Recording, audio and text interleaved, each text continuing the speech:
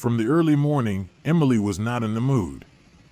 She worked as a nurse in the hospital and always showed empathy towards the patients, but on this day, irritation overwhelmed her. Everyone seemed to only think about themselves, their ailments, low salaries, and family problems. No one cared about Emily's problems. It felt like the whole world was against her. Olivia from the surgical department, her friend, added fuel to the fire. When they met in the nurse's station, Olivia enthusiastically asked, "Hey, how was it yesterday? Did you have a good time with William?" Emily looked at her gloomily, and her friend's smile faded. "I can see that it was terrible. Will you tell me what happened? And why are you looking at me as if I'm guilty of something? Is your conscience clear?" Emily inquired. "It seems so," Olivia shrugged. "Don't keep me in suspense. If you're going to punish me, at least tell me what for. Did you intentionally set me up at the club?" Emily said reproachfully. "Can you deny it?" "Well, yes," Olivia admitted. "I wanted you and William to get along better. I thought I was helping you." "With William? Get along? Did you really think I wanted that?" He had zero intelligence. All he had on his mind was beer. There was nothing to talk about with him, and you decided to set us up. "I'm sorry, I didn't realize," Olivia mumbled.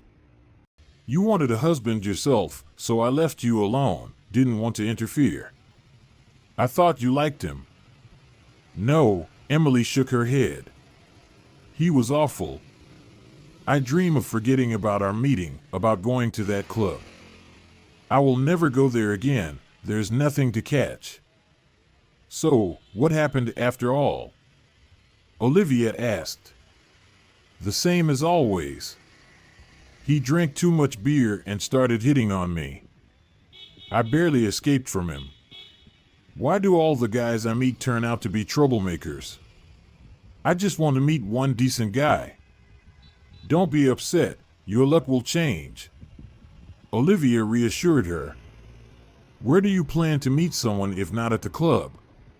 Are you going to put up an ad on a dating website?" "No. I won't go there either, I've had enough of that." "You know him well," Emily sighed. "I guess I'll just go through life alone. That seems to be my fate." She didn't say this for the sake of hearing comforting words from her friend.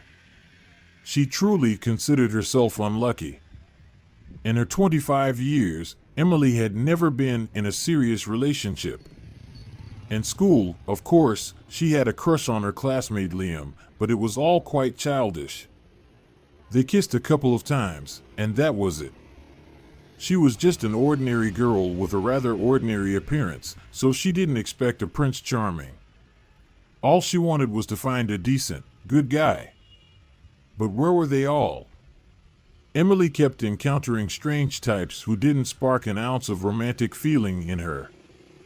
Middle-aged long-haul truckers who seriously invited her on a tour to the capital, heavy drinkers who never missed a skirt, suspicious characters who made her hold onto her purse tighter at first glance.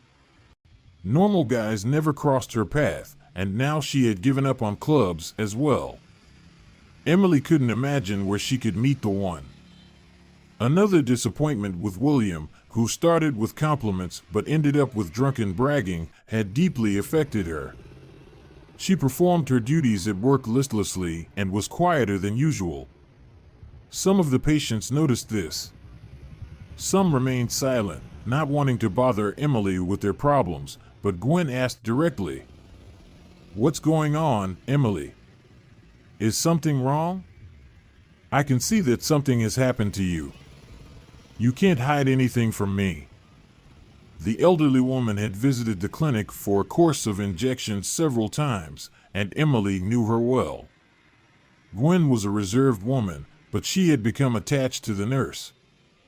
She addressed her informally and gave her small gifts on occasion, like a distant relative or a godmother from the neighboring town.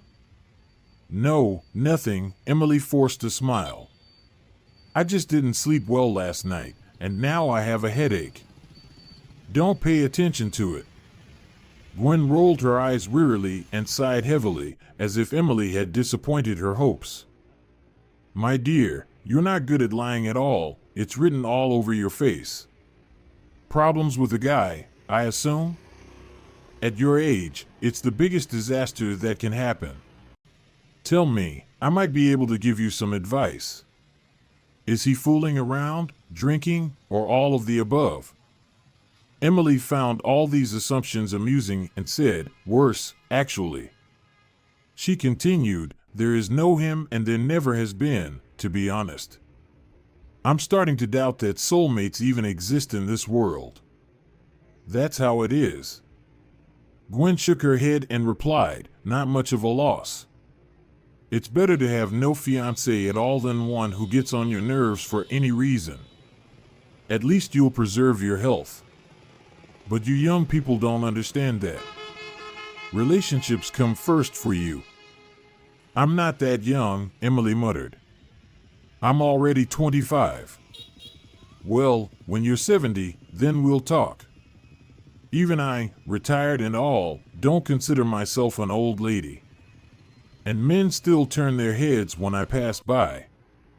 So don't be down, understood? Yes, understood, Emily said meekly. I'll try. She wiped the injection site with cotton and nodded at the woman. That's it. Thank you for talking to me, Gwen. You've comforted me a little. Gwen continued to sit in her chair and showed no intention of leaving. She stared so intently at Emily that it made her uneasy. What? Is there something on my face? Emily asked. The response Gwen gave was a complete surprise to Emily. Emily, how would you feel about meeting my son? Emily silently looked at her. She didn't think that Gwen was joking. Gwen, in principle, didn't know how to joke. But this straightforward matchmaking took her by surprise. With your son? Emily hesitantly asked. Yes, Gwen nodded. With Edward. Maybe you remember, I told you a bit about him. How he excelled in grad school, for instance, and won all the Olympiads in school. It seemed like Gwen was advertising her son. Emily felt completely embarrassed. She did, in fact, remember those stories about Edward.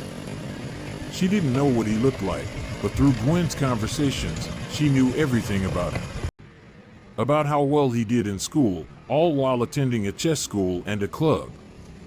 How he astonished the entire institute with his talents, even the rector shook his hand.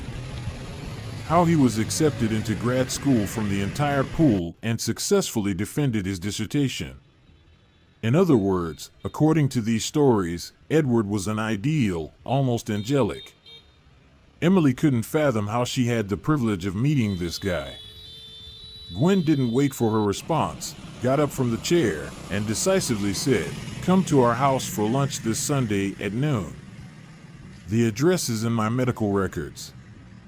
Edward and I will be waiting for you." She smiled at Emily, patted her on the shoulder, and walked out the door. Emily was left in complete astonishment. What was this? Matchmaking? She had never experienced anything like this, and Emily wasn't sure she wanted to find out what it was like to meet a guy because someone else had set it up. When Emily told Olivia about it, she became very agitated.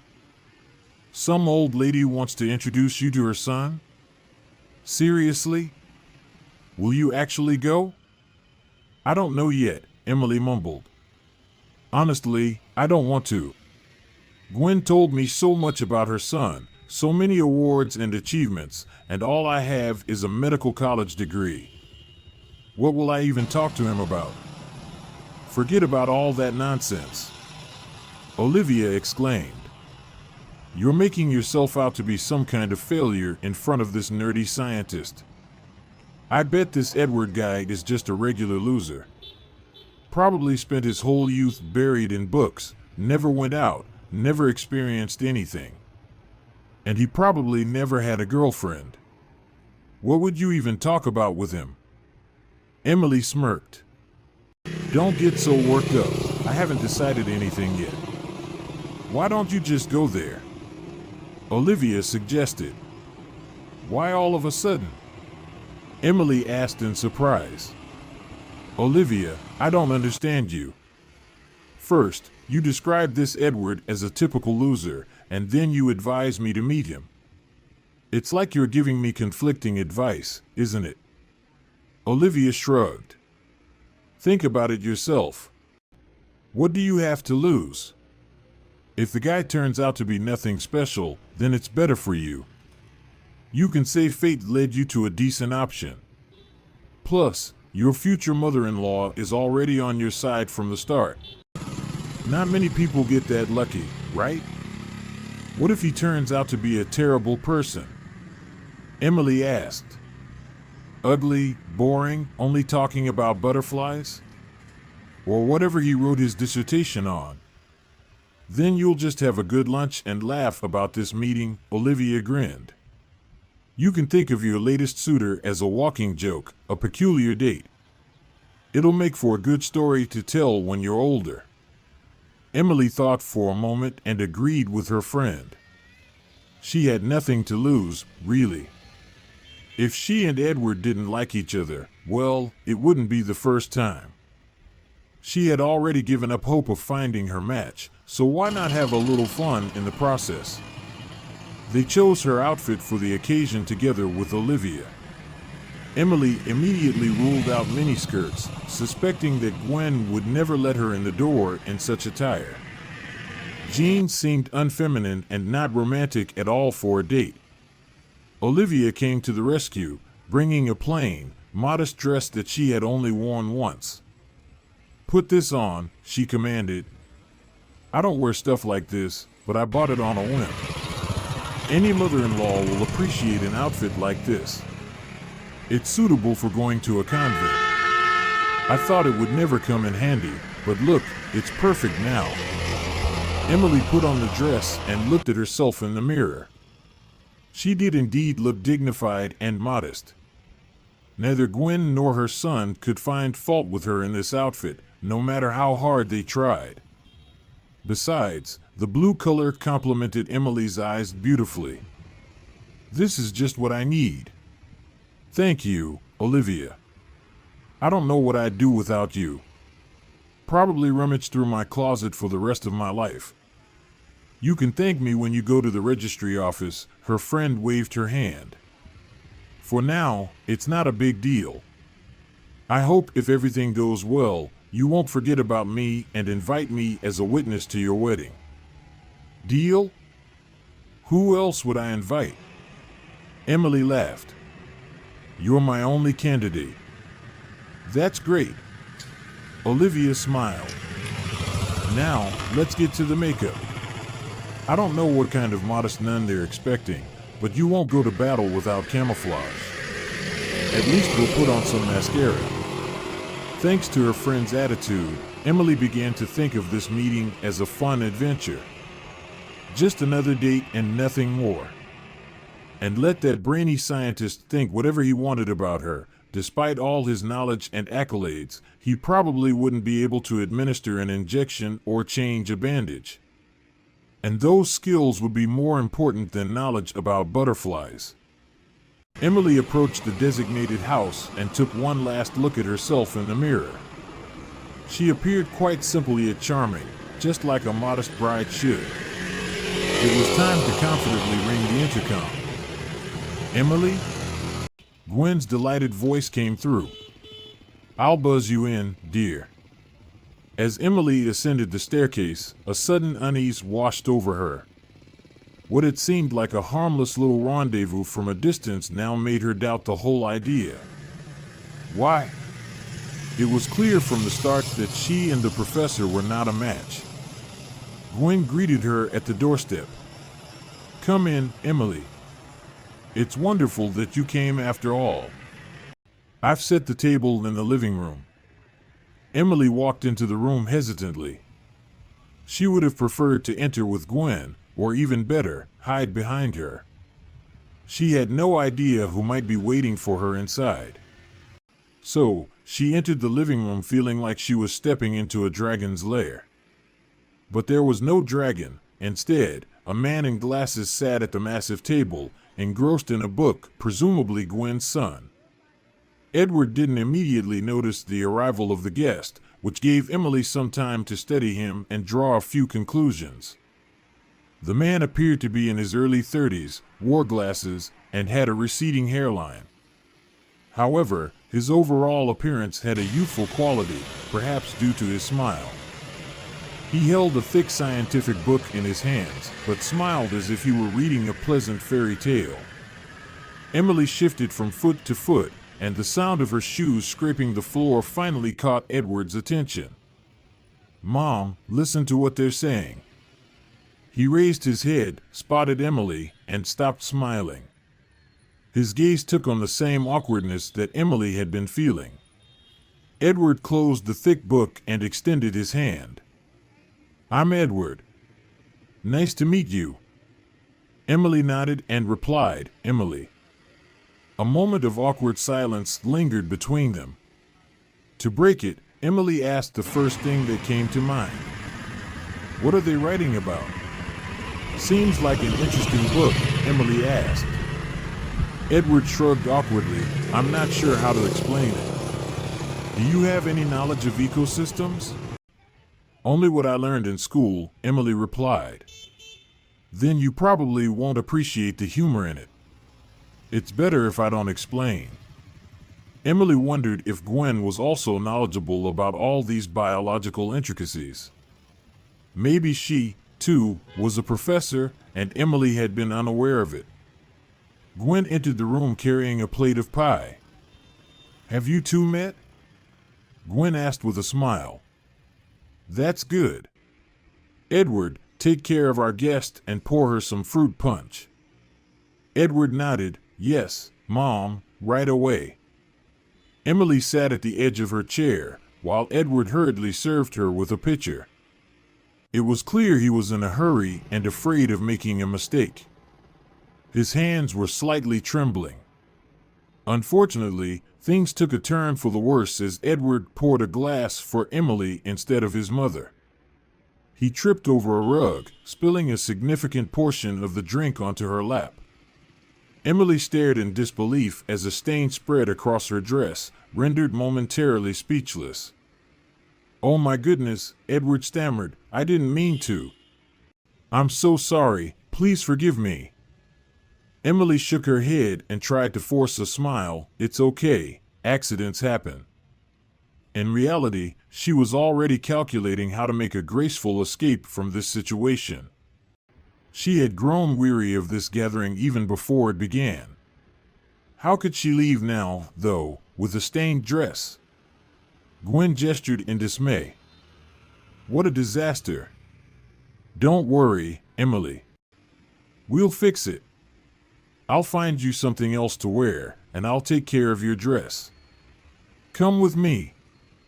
Emily wasn't thrilled with the idea since leaving without her dress was impractical.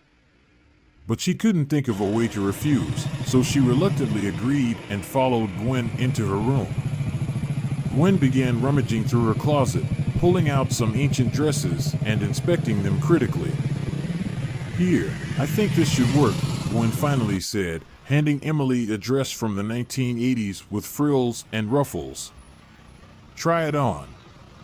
Emily felt terribly awkward, but still took the dress, ruffles and all. She wondered what her friend Olivia would say if she saw her like this. She probably wouldn't be able to contain her laughter. "It's just right." Gwen nodded approvingly when Emily put on the dress. "Now, go back to the dining room, and I'll take care of your outfit." Reluctantly, Emily returned to the living room, expecting Edward to laugh at her appearance. However, he surprised her by complimenting her new look. "It suits you very well, really," he said. "Thank you," Emily replied. "Let's switch to two, okay?" Edward enthusiastically agreed, of course. I got tired of the constant formalities even back at the Institute. I didn't want to hear them at home. They fell into a brief silence, gazing at each other. Then Edward spoke again. My mom has told me a lot about you. Emily had heard similar phrases many times in classic literature and assumed it was a standard polite expression. She couldn't resist and asked, "Oh, really? What did she say?" Now it was Edward's turn to find a way to put things delicately. He replied that you're the best nurse she's ever had. Your injections are so gentle that you don't even feel the pain. And you're very kind. My mom has suffered from hypertension for many years, went through a lot of treatments, and met numerous nurses. Believe me, she can make comparisons. Emily thought a little. Edward's words sounded sincere enough to make her believe him. Gwen told me about you too, she answered. What? About your dissertation, school grades, and student scientific conferences. Oh, and also about how you had jaundice and chickenpox in your childhood, Emily chuckled. Edward blushed, and Emily hurried to reassure him, it doesn't mean anything. I work in the medical field, so people tend to share these details with me. He managed a shy smile. Gwen called him from the bathroom, asking for help to hang up a dress. Edward, come here, I need help hanging up the dress, she said. Edward hastily jumped up from his chair, almost knocking it over, and rushed to the bathroom. Emily shook her head. Her friend was right, this setup felt like something out of a comedy. It was just another amusing memory of her youth. The rest of the meal went smoothly. They enjoyed the pie, engaged in polite conversation, and no further mishaps occurred. Although Emily didn't understand anything about Edward's scientific work from his explanations, Gwen skillfully inserted relevant comments into the conversation, saving the day. Seeing Emily to the door, Gwen said, I hope you enjoyed your time with us.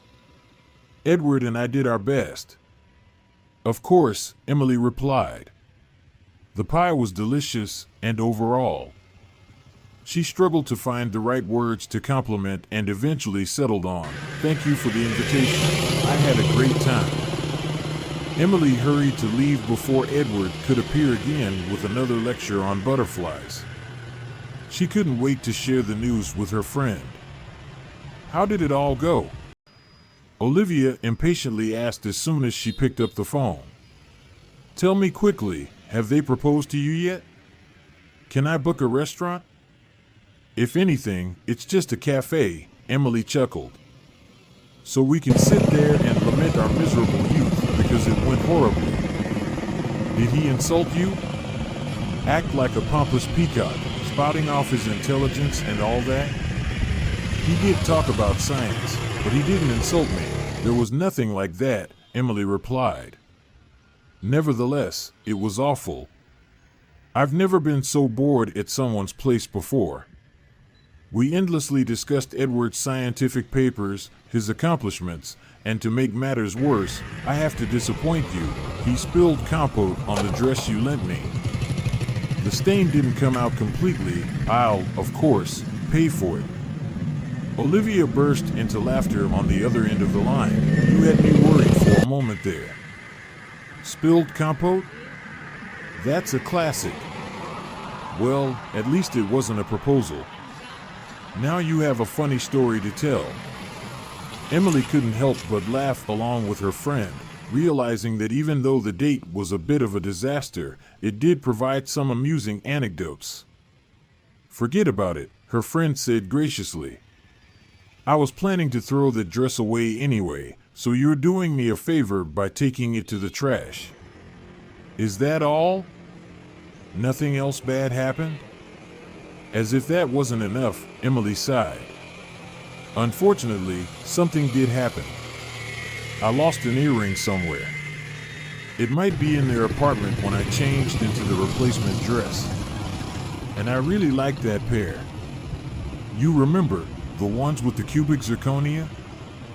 They spent the rest of the evening discussing the unsuccessful dinner.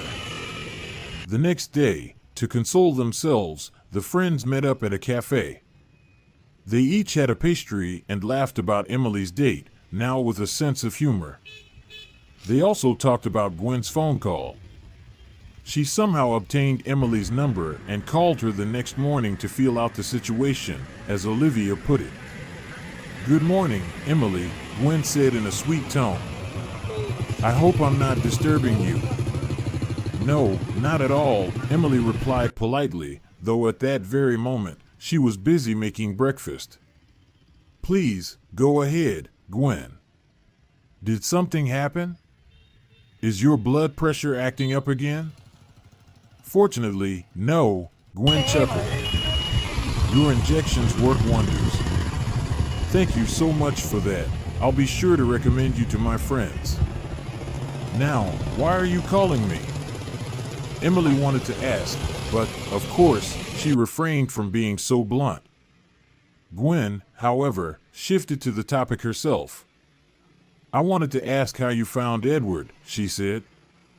"I won't hide it. I like you, and I would be pleased to have you as my future daughter-in-law. So, I'm calling to get your impression of your meeting with him." Emily hesitated, then replied, "Your son seems like a very nice person, at least that's how it appeared to me. But I can't say more than that. We hardly know each other." "Of course," Gwen reassured her. "I wasn't expecting love at first sight. That only happens in romantic novels. Perhaps my son may have seemed a bit dull to you, but that's because he doesn't know you yet. You know, my husband, Edward's father, was like that too, very modest and intelligent. You wouldn't call him a heartthrob or a handsome man, but he had a true romantic soul. So, Edward is similar. It's hard to understand him at first glance." Emily thought that she could forget about this incident, bury it deep in her memory, and move on to something more pleasant. But that wasn't the case. A couple of days later, the professor found her himself. He knocked on the door of the treatment room where Emily was working. "Come in," she said, not looking up from her paperwork. The door creaked open slightly, and Edward's bespectacled face peeked into the room. "Hello, Emily. It's me again." Emily let out a barely audible sigh and adjusted the papers on her desk, hoping that this simple action would hide her discomfort. "Hello, Edward. We agreed to address each other informally, remember?" "Of course," he replied, and entered the room. The conversation continued, with Emily and Edward discussing their first encounter and the subsequent phone call from Gwen. Emily's feelings remained mixed, and she couldn't help but wonder what might happen next in this peculiar chapter of her life. The man smiled and said, "I apologize. I thought that these rules didn't apply within hospital walls, so I wanted to be cautious." "They apply everywhere," Emily reassured him. "Come in, have a seat. I hope nothing happened to Gwen?" "Mom is fine," Edward assured her. "I came here for a different reason. Here." He opened his hand and placed the earring on the table, the same one that Emily had been sad about losing. Emily smiled and said, "Thank you. I thought I'd never see it again." "I found it while vacuuming in my mother's bedroom," Edward explained. "I recognized it immediately as yours." "Thank you," Emily repeated, taking the earring and putting it in her pocket. They sat in silence for a moment. Then Edward unexpectedly said, "I'd like to apologize for that dinner. It all turned out so awkwardly. My mom is persistent about wanting me to get married, so she keeps looking for potential candidates. She doesn't understand that nothing good will come of it. I'm 35 years old, practically an old bachelor. If I haven't found my bride yet, there's no point in trying." Emily looked at him in surprise. Everything he was saying resonated with her own thoughts and what she had been thinking about herself. She had considered Edward a dull guy, obsessed with science, but it turned out he had just become disillusioned with life and love. Just like she had. Suddenly, she felt sorry for him. Without much thought, she made an offer. What if we just go for a walk in the park without any matchmaking intentions? Just as friends. I have a feeling that we're two of a kind. Edward looked at her in amazement, then smiled. I'm not against that. They agreed to meet in the evening when Emily would finish work. They went for a walk in the park and, at Emily's suggestion, stopped by a cafe. Edward was bashful, confessing that he had never been to a place like this with a woman before. He usually only went to cafes during corporate events. And not for the last time, Emily assured him. They bake such delicious pastries here, we'll definitely come back. She couldn't believe that this was real. Edward, the nerdy bookworm, was actually appealing to Emily. In the absence of his mother, who constantly steered the conversation towards science, he was a pleasant conversationalist and even attempted to make jokes. In his company, Emily felt light and at ease. You've gone mad, Olivia exclaimed when her friend met Edward for the second and then the third time. You said yourself that you could die of boredom with that guy, and now you're only hanging out with him. Edward isn't that bad, Emily defended him. We got to know each other better, and I realized that he's just very modest. He's more relaxed around people he knows. Can I meet your parents? Edward asked at one point. You've met my mother, but I don't know any of your family. It doesn't look good. Emily sighed. I'd be happy to introduce you, but unfortunately, besides Olivia, I don't have anyone in the world. My mother passed away when I was very young, and I barely remember her. I don't even know my father. As for my grandmother, she passed away 3 years ago. We're a little late for you to meet her. She would have been delighted to see you. As Emily and Edward spent more time together, they realized they had more in common than they initially thought. Their friendship blossomed, and they became each other's confidants. Over time, their connection deepened, and they both started to wonder if there was something more than friendship between them. Edward hugged Emily tightly, wanting to console her. He didn't say anything, but in his embrace, Emily felt peace and security. It was at that moment that she realized she was in love. Their wedding was grandiose. Gwen was ecstatic and wanted the whole world to know about it. She withdrew money from her savings account and rented a fancy restaurant. The guest list was extensive, but from Emily's side, there were only 5 people, Olivia and a few colleagues. However, it didn't matter to her. Throughout the evening, Emily watched her groom and felt like she had finally found her place. The problems began later, where they least expected them. The cheerful Gwen revealed her true colors after her son's wedding. The bride and mother-in-law's habits turned out to be too different. Their views on order and coziness in the house also clashed. Although Emily had never considered herself a slob, next to Gwen, she seemed exactly that. Emily couldn't find a better word to describe her mother-in-law. Gwen relentlessly visited the young couple's bedroom and conducted inspections. Emily, this simply won't do. Gwen sighed reproachfully, running her finger along the countertop. Dust should be wiped more often than once a week. You're too engrossed in concerts, that's what I say.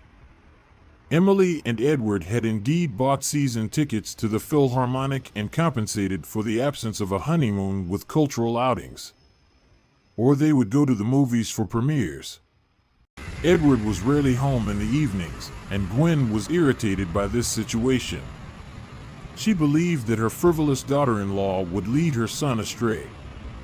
She also nitpicked about Emily's cooking. Too much dill, she complained impatiently while tasting the soup. She would find eggshells in the omelet and excess salt in the meatballs. But what bothered Emily the most was how Gwen treated her own son. "Edward, what on earth are you wearing?" she scolded when he put on a new suit that Emily had given him. "It's a disaster. Look at the cut. You're a teacher, not a schoolboy." Or she would personally cut Edward's hair with clippers, not considering that a teacher might look more appropriate with a stylish haircut from a salon. And Edward accepted it all as a matter of course. It seemed he had long grown accustomed to such control. Finally, Emily's patience snapped. "Enough," she exclaimed one day. "Gwen, I understand that you have your ways of doing things, but this is our home now. You can't just barge in and criticize everything I do or how Edward dresses. We need our space and privacy." Gwen was taken aback by Emily's outburst. She wasn't used to anyone standing up to her. Edward, who had been silently tolerating his mother's interference, nodded in agreement. "You're right, Emily," he said, finally finding his voice. "This is our home, and we should be free to live our lives as we see fit. Mom, we appreciate your concern, but we need to set boundaries." Gwen looked hurt, but realized she had overstepped. She nodded reluctantly and left the room. From that day forward, Emily and Edward were able to enjoy their life together without Gwen's constant interference.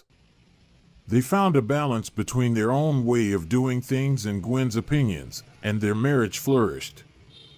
Despite the initial challenges, they were happy together, and Emily knew she had made the right choice in marrying Edward. "Darling, let's move," she said one night when Gwen was in her 10th dream and couldn't eavesdrop on them. Edward looked at her in surprise. "Move where? Why?" Emily carefully chose her words to respond. "You see," she began firmly, "I've always dreamt of having our own place." "Please, let me finish. I know that this is your apartment, but I'm talking about something else. I'd like to have our own little family nest, where everything is exactly as I want it, not someone else. My furniture, life on my schedule. Taking a bath when I want, for as long as I want. You know what I mean, right? Is my mom bothering you?" Edward asked, hesitating. It was astonishing how he had guessed right away. "A little," Emily admitted. "Just think about it. We're adults now. Maybe we should try living alone without someone else's rules." "I'll try," he promised. "But Mom won't like this at all. It will be hard for her to accept our move." "Hard?" That was an understatement. Gwen threw a fit when she found out that her son was planning to leave. "Move? But why?" she asked in bewilderment. "We have 3 rooms. There's plenty of space." "Where are you going?" "To Emily's apartment," her son replied. "You know, we've been renting it out for a while, and now the tenants want to leave.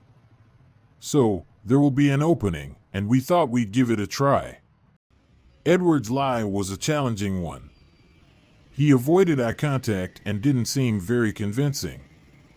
The truth was that the tenants had no intention of leaving, and Emily had spent a whole day using the most polite expressions to persuade them to do so. "Give it a try? What does that mean?" Gwen exclaimed. "Try living independently," Emily replied for her husband.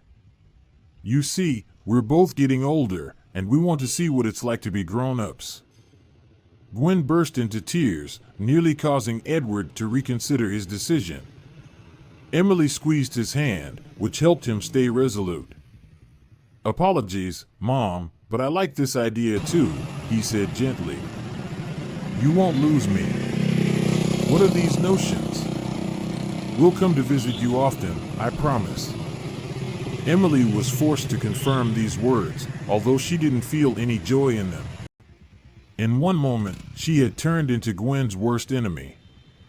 Nevertheless, she celebrated secretly. She and Edward would be free. It felt like escaping from prison.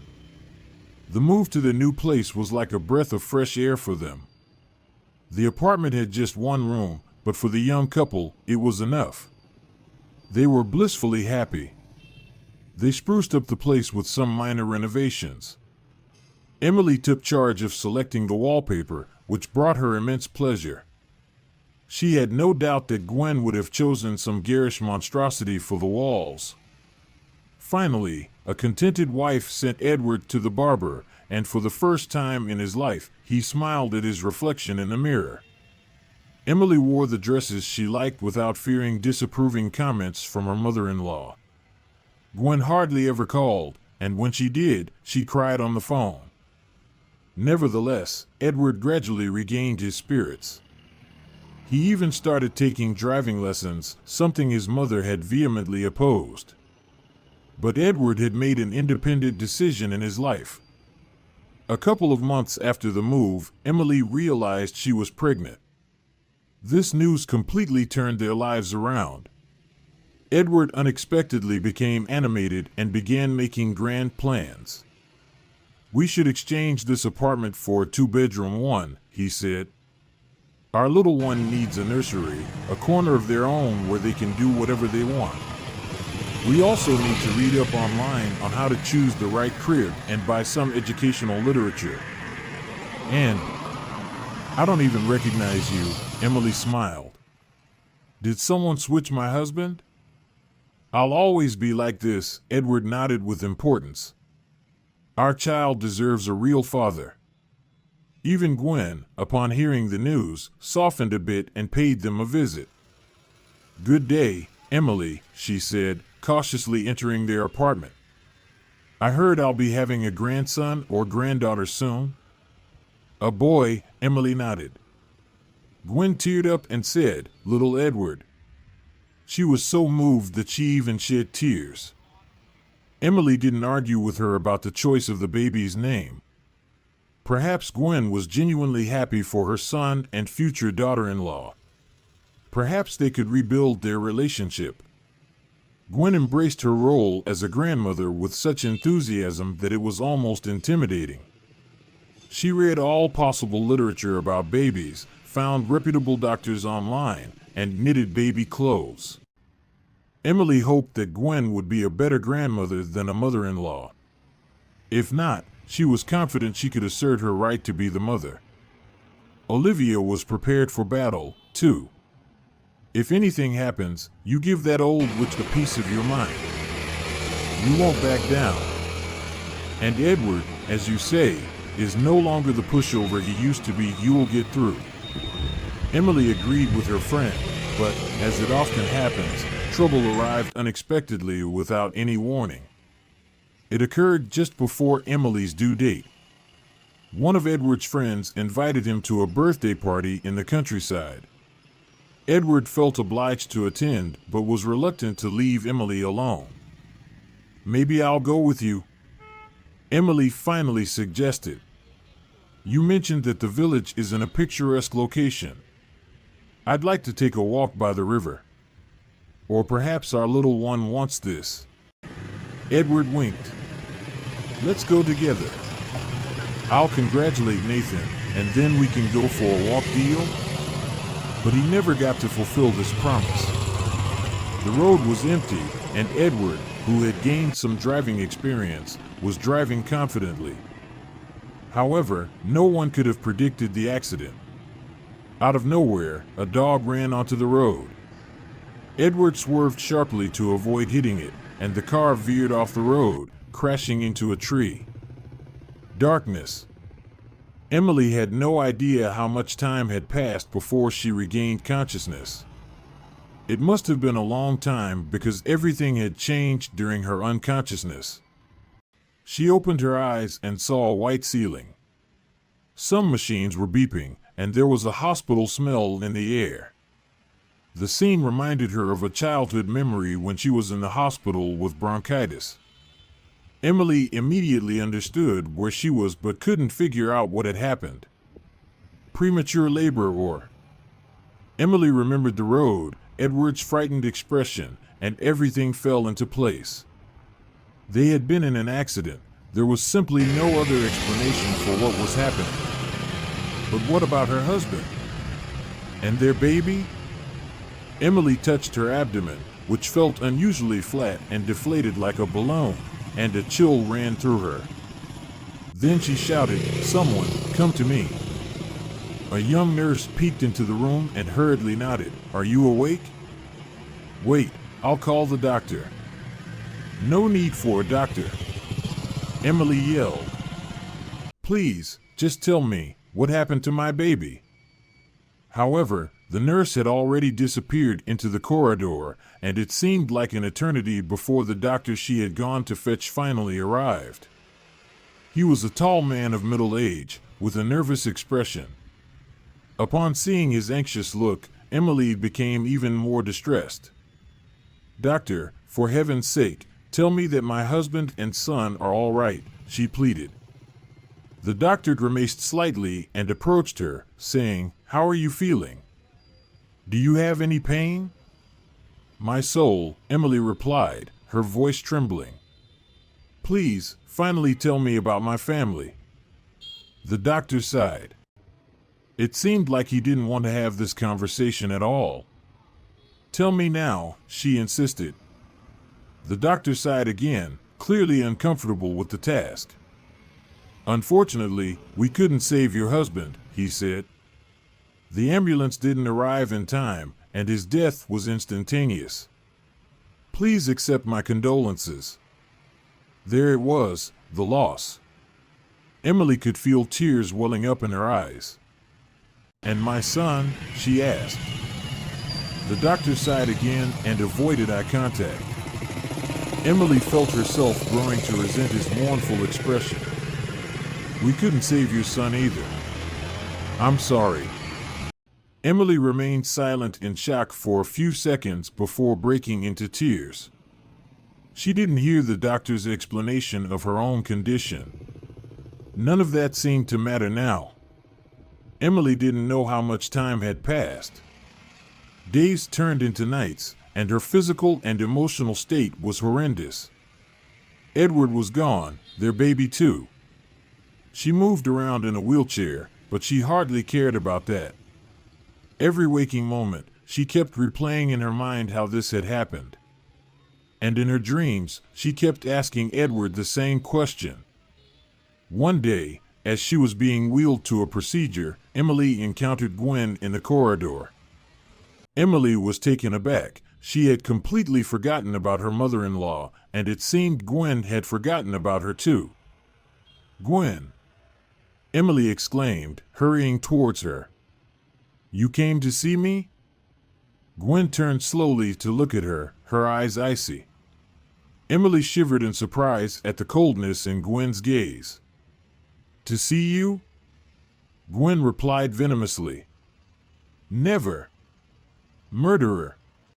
My son died because of you." "What are you saying?" Emily whispered, bewildered. "Isn't it true?" Gwen continued, advancing on her. "I took care of Edward, always did what was best for him. But then you came along, feeding him garbage, dressing him in rags, and then convincing him to get behind the wheel. And now you dare say you're not to blame for what happened. You should be put on trial." Emily, who was still struggling to master the wheelchair, became stuck, bumping into a trash can. Gwen was getting closer, and Emily was horrified by the impending confrontation. She had no idea how this would end until the head doctor emerged from his office. "Gwen," the head doctor called out to the woman.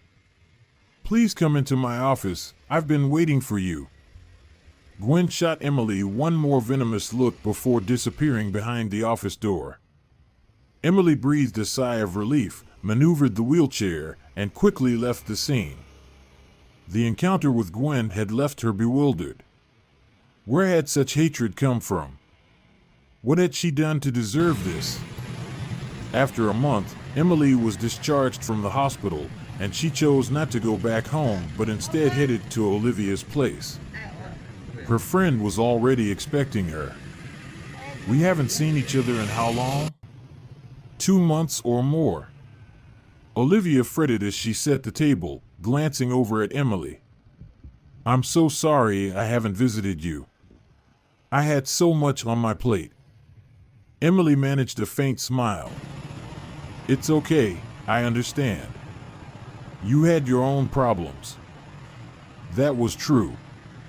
Olivia's father had fallen ill, and she had taken unpaid leave to go to another city to care for him. Both friends seemed to hit a rough patch simultaneously. Olivia sat down at the table and took Emily's hands in hers. What are you thinking about doing? Emily sighed. I need a complex surgery, and it requires a lot of money. That's why I came to you. Olivia nodded. I don't have much, but whatever I have, you can have. How much are we talking about? Thank you, Olivia, Emily said gratefully. But I'm not going to borrow money from you. You know, while I was lying in the hospital, I had a lot of time to think, and a decision came naturally.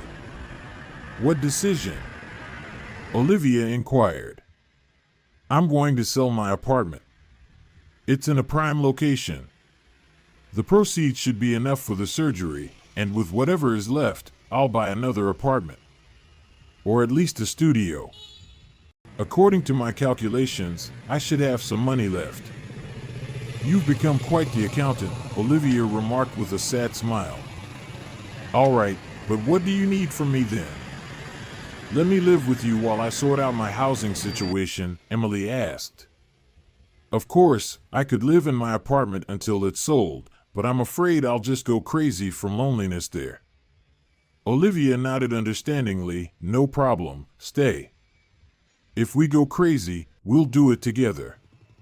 It's more fun that way, right? That's why Emily loved her friend. She always found a reason to joke.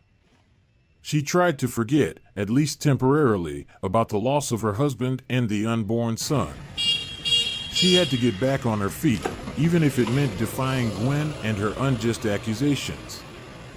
Unwillingly, her mother-in-law had given her the strength to carry on. The sale of the apartment dragged on, but it ultimately went smoothly. Then came the surgery and a long course of rehabilitation. It took many months before Emily was finally on her feet. By that time, she felt like a completely different person, stronger and more mature. Now, she felt ready for anything. Nothing suitable is available. Emily exclaimed in frustration, tossing the newspaper onto the table. Apartments are either too expensive or in terrible condition. Keep living with me, Olivia shrugged. I've gotten used to you being here, and I can't imagine being alone anymore.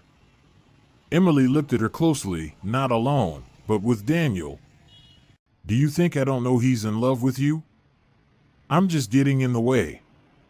If this apartment were empty, you two might have been together a long time ago. That's nonsense. Olivia protested, not very convincingly. I don't want to interfere with your relationship, Emily repeated. So, I should move out. Her friend pouted. Fine, if that's what you really want, I'll try to find a solution. A few days later, Olivia returned from work early and started a conversation. Do you really want to leave? Have you changed your mind? Emily shook her head, and Olivia sighed. All right, then I found something for you. There's an old man named Mr. Taylor who lives in a village not far from the city. He comes to our hospital for treatments. He's very old and doesn't have much strength left. He's selling his house for next to nothing with the condition that he can live out his days there. He has a decent temperament, doesn't get upset over small things like some people. So, I thought it might be better for both of you if you moved in together. You'll get cheap housing, and the old man will get his treatments without leaving home. I have a feeling he'll stop taking them because he's tired. It's funny to say this, but you two are like two halves of a whole, two solitudes. And Emily agreed. She didn't really have much to lose. Mr. Taylor, the old man, appeared to be around 80 years old, hunched over with a gray beard. He didn't look very well, but when he saw Emily, he managed to smile. "Ah, here's my new granddaughter. Let's get acquainted, dear. My name is Mr. Taylor." "And your full name?" Emily asked. "Just Mr. Taylor. The whole village calls me that. I've gotten used to it." "I'm Emily," she nodded. "Nice to meet you." Living in the same house with a stranger old man was very strange, but Emily quickly adapted. Besides, she had lived with her grandmother before and was familiar with the quirks of the elderly. Mr. Taylor, like her late grandmother, despite his age, rose early and got right to work. His house was always spotless. Emily tried to help him, but he would always brush her off. "You're my guest, I can manage," he said, and it was unclear whether it was hospitality or pride speaking. Emily tried not to argue. The house they lived in was quite old. Time seemed to have stopped here, with Soviet-era carpets hanging on the walls, and the wallpaper had long faded. Several photographs hung above Mr. Taylor's bed, showing some people, a woman and a little boy. One day, Emily dared to ask who they were. The old man sighed heavily and muttered, "My wife and son, Billy." "They." Emily hesitated to finish the question. "They died many years ago," Mr. Taylor nodded. "In an accident." "My fault." He paused for a moment and added, "Do you ever wonder why I chose you to be my tenant?" Mr. Taylor asked. "Olivia, the nurse, told me your story. I thought that if my own family couldn't live here, at least I could help you." Emily lowered her gaze and mumbled, "Thank you very much. I didn't know, I didn't think." "I try not to think about it either," Mr. Taylor replied. "Just thinking about them tightens my heart and takes my breath away. 40 years have passed, but I still haven't gotten used to being alone." That night, Mr. Taylor began to feel unwell. Just as he had predicted, memories of his deceased family had a profound effect on him. Emily woke up to the sound of something clattering in the next room. She jumped out of bed and hurried barefoot to her neighbor's room. "Mr. Taylor. Oh, my God. Are you okay?" A shattered cup lay on the floor, and water had spilled everywhere. It seemed that the old man had tried to take a sip of water but couldn't hold the cup. Mr. Taylor was breathing heavily and looked frightened. Emily whispered, "Everything will be fine. Help is already here. Please hang on." She searched through his entire first aid kit, found the necessary medications and a syringe, and administered the injection. Her hands were trembling a bit because it had been a while since Emily had done this, but her experience and skill didn't fail her. "Now let's call an ambulance," she said to herself as she dialed, just as a precaution. The ambulance arrived half an hour later, and during that time, Emily stayed by Mr. Taylor's bedside, whispering soothing words. By the time the doctors arrived, he was already feeling better.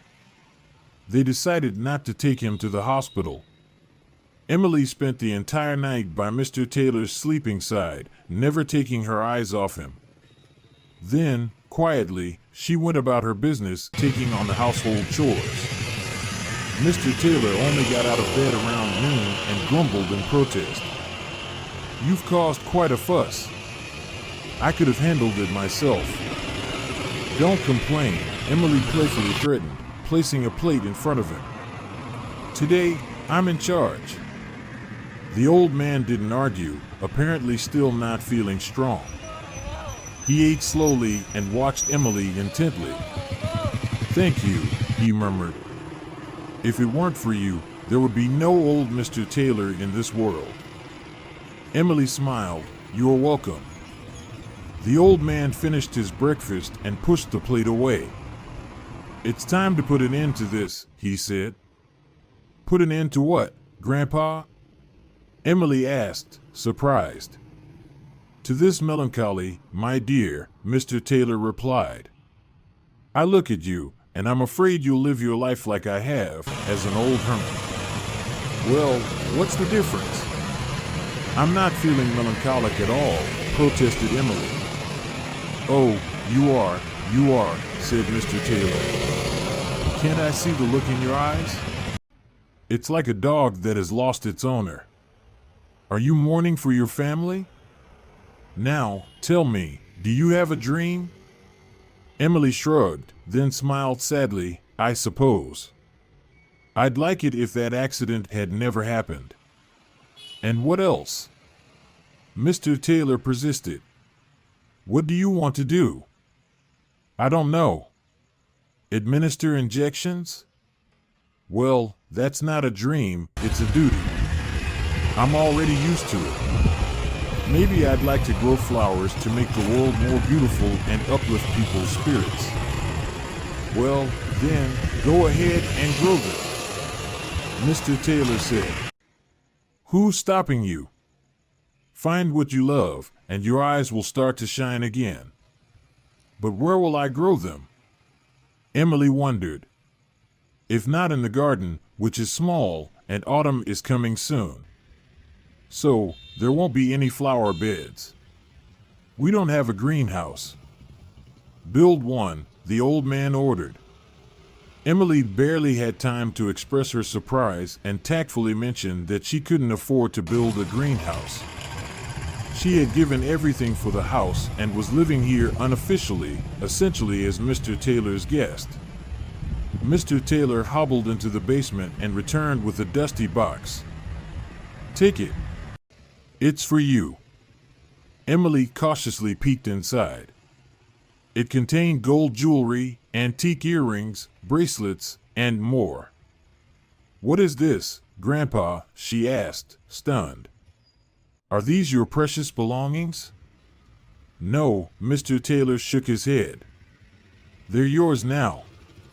I found them a couple of years ago when I was breaking down the old shed and started digging up the ground. Someone must have hidden them there before the revolution, probably, Mr. Taylor continued. There used to be wealthy people living nearby, but they fled abroad. I kept thinking about whom to leave them to. I wanted to bury them again for someone to find in the future, but then you came along. Take them and sell them or give them to the state, it doesn't matter to me. And with the money you get, build a greenhouse and fulfill your dream. Emily vigorously shook her head. I can't take all of this, it's too much. Besides, for what reason? If you don't take them, I'll give them to Vasca the drunkard to spend on booze, the old man threatened. Choose what these funds will go towards, beauty or vodka. Emily had to comply.